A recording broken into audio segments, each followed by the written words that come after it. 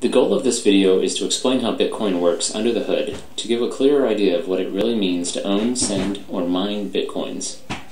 First, a brief high-level overview of what Bitcoin is. At its core, Bitcoin is just a digital file that lists accounts and money like a ledger. A copy of this file is maintained on every computer in the Bitcoin network.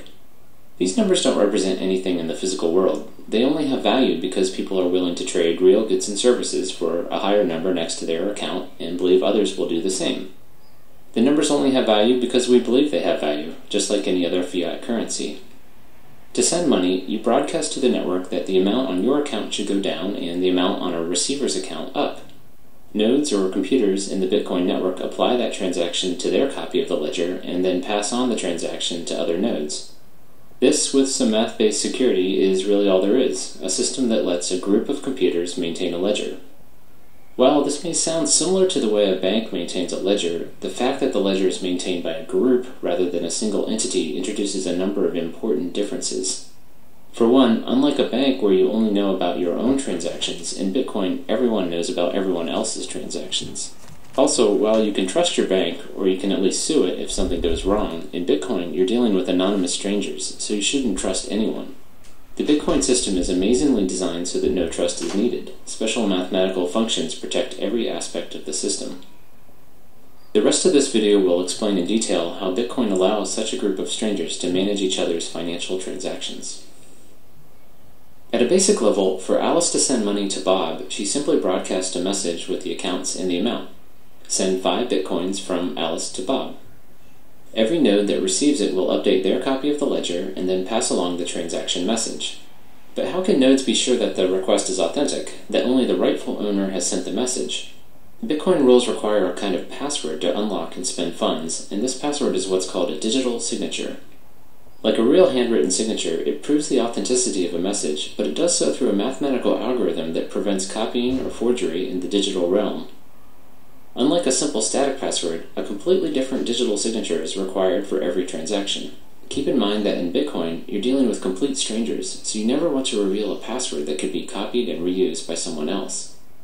A digital signature works by utilizing 2 different but connected keys, a private key to create a signature and a public key that others can use to check it. You can think of the private key as the true password and the signature as an intermediary that proves you have the password without requiring you to reveal it. Public keys are actually the send to addresses in Bitcoin, so when you send someone money, you're really sending it to their public key. To spend money, you must prove that you're the true owner of a public key address where money was sent, and you do that by generating a digital signature from a transaction message and your private key. Other nodes in the network can use that signature in a different function to verify that it corresponds with your public key. Through the math behind the digital signature, they are able to verify that the sender owned a private key without actually seeing the private key. Importantly, because the signature depends on the message, it will be different for every transaction, and therefore can't be reused by someone for a different transaction. This dependence on the message also means that no one can modify the message while passing it along the network, as any changes to the message would invalidate the signature. The math behind this is fairly complex, and while I won't try to explain it fully now, here are some topics you can Google to get started: elliptic curve digital signature algorithm and mathematical trapdoor. More at the end of the video. So far, we know that digital signatures are used to ensure a transaction is authorized, but I've oversimplified how nodes in the network keep track of account balances. In fact, no records of account balances are kept at all. If you don't keep track of how much money any given person has, how do you know if they have enough to send to someone else? Instead of balances, ownership of funds is verified through links to previous transactions. Here's how this works. To send 5 Bitcoins to Bob, Alice must reference other transactions where she received 5 or more Bitcoins. These reference transactions are called inputs. Other nodes verifying this transaction will check those inputs to make sure Alice was in fact the recipient, and also that the inputs add up to 5 or more Bitcoins. Let's look at a real transaction to see this in practice. This transaction references 6 inputs for a total of 139.6 Bitcoins. In the output section, notice that there are 2 lines. The first one of these is actually going back to the sender as change for the transaction. A simplifying rule states that each input must be used up completely in a transaction. So if you're trying to send an amount that doesn't exactly match one of your inputs, you need to send any remaining amount back to yourself. Through these reference input linkages, ownership of Bitcoins is passed along in a kind of chain, where the validity of each transaction is dependent on previous transactions. But how can you trust those previous transactions? You can't, and you should check their inputs too. In fact, when you first install Bitcoin wallet software, it downloads every transaction ever made and checks each one's validity all the way back to the very first transaction. Remember, you're dealing with complete strangers, so it's important to verify every transaction for yourself. This process can take over 24 hours, but it only needs to be done once. Once a transaction has been used once, it is considered spent and cannot be used again. Otherwise, someone could double spend an input by referencing it in multiple transactions. When verifying a transaction, in addition to the other checks, nodes also make sure that inputs haven't already been spent. To be explicit, for each input, nodes check every other transaction ever made to make sure that input hasn't already been used before. While this may seem time-consuming as there are now over 20 million transactions, it's made fast with an index of unspent transactions.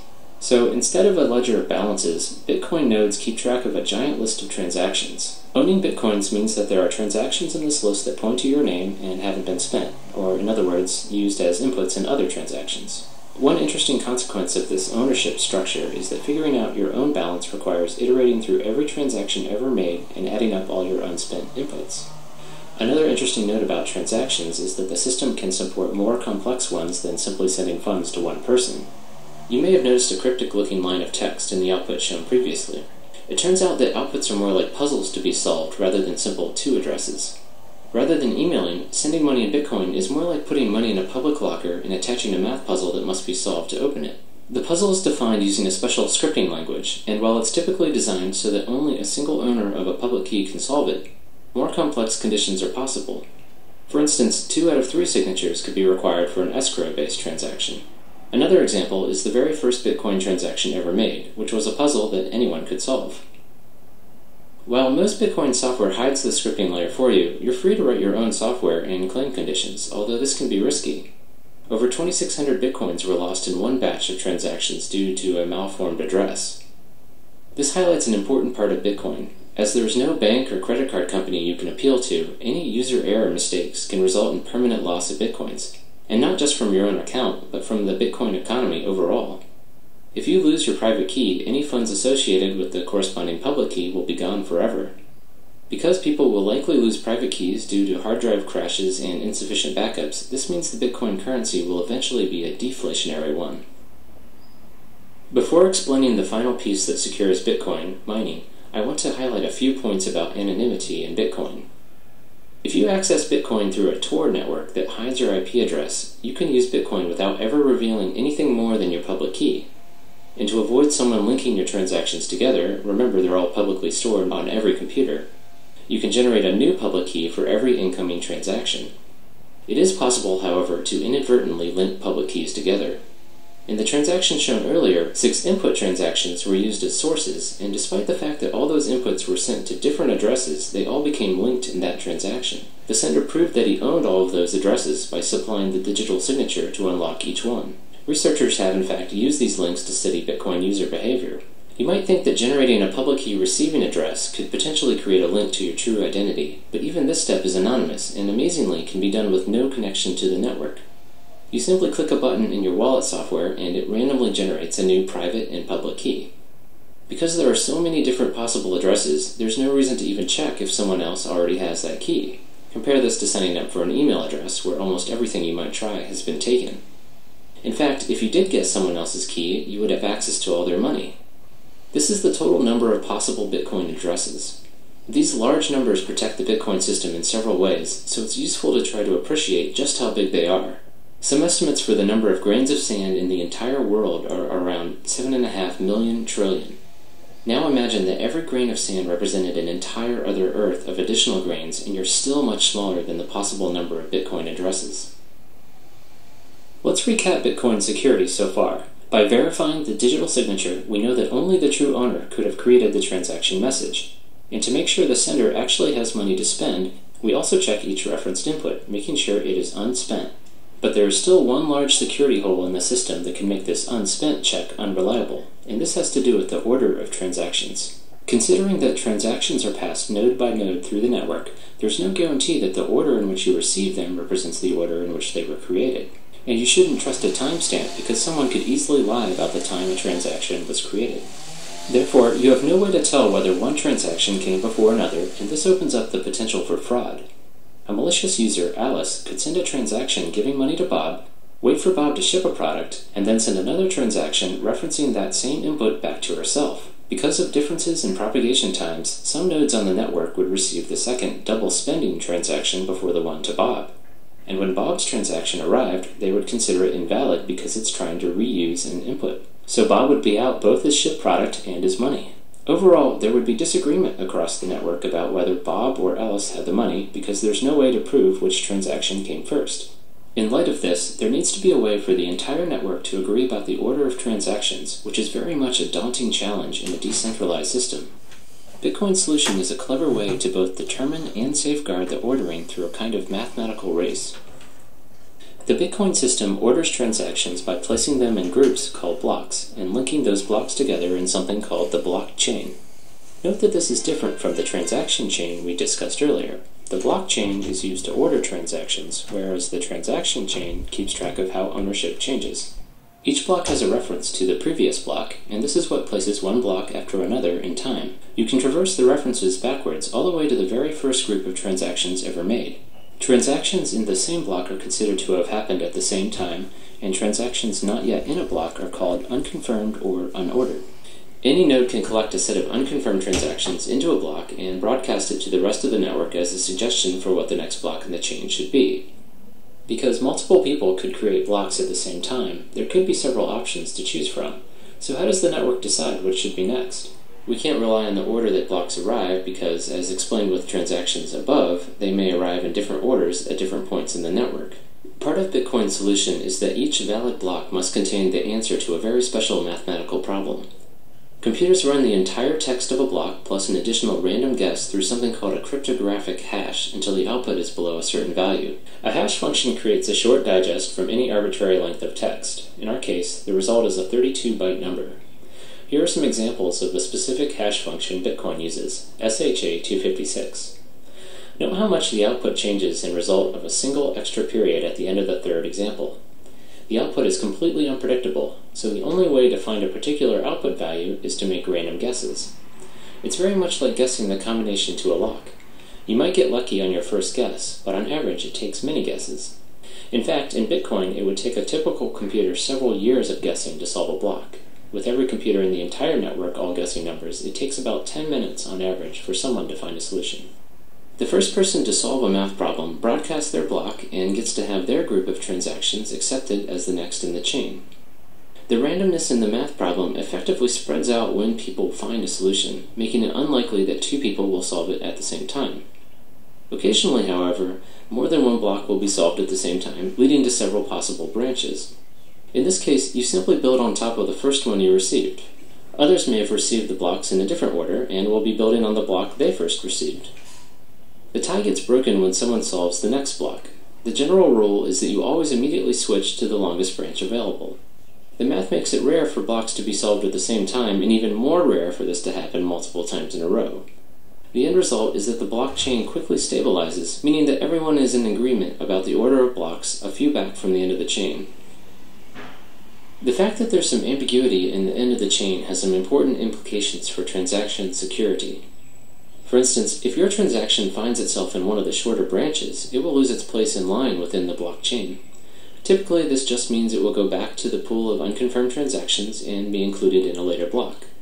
Unfortunately, this potential for transactions to lose their place opens the door to the very double-spend attack that was our original motivation for an ordering system. Let's look at how a double-spend attack would work in the system described so far. A fraudster, Alice, sends money to Bob. Bob then waits for the transaction to get confirmed into the blockchain and then ships a product. Now, because nodes always switch to a longer branch, if Alice can generate a longer branch that replaces the transaction to Bob with one to someone else, his money will effectively get erased. Bob's transaction will initially get tossed back into the unconfirmed pool, but since Alice has replaced it with another transaction that uses its same input, nodes will now consider Bob's transaction invalid because it's referencing an already spent input. So how does the ordering system prevent Alice from defrauding Bob? You might think that Alice could pre-compute a chain of blocks to spring on the network at just the right time, but the math puzzles in each block actually prevent this. We need to look a little deeper into the cryptographic hash explained earlier to fully understand why. As mentioned previously, solving a block involves trying to get the cryptographic hash of the block to be below a certain value, and you do that by trying different random numbers at the end of the block. Once solved, the hash output is like a fingerprint that uniquely identifies that block. If even a single character in the block is changed, the block's hash would be completely different, just like we saw before when an additional period was added. The hash output, or fingerprint, is actually what's used as the previous block reference. One result of this is that there's no way to switch out a block in the middle of the chain, because the hash value for the new block would be different and the next block's reference would no longer point to it. And subtly, but even more importantly, a block cannot be solved before the previous block is solved.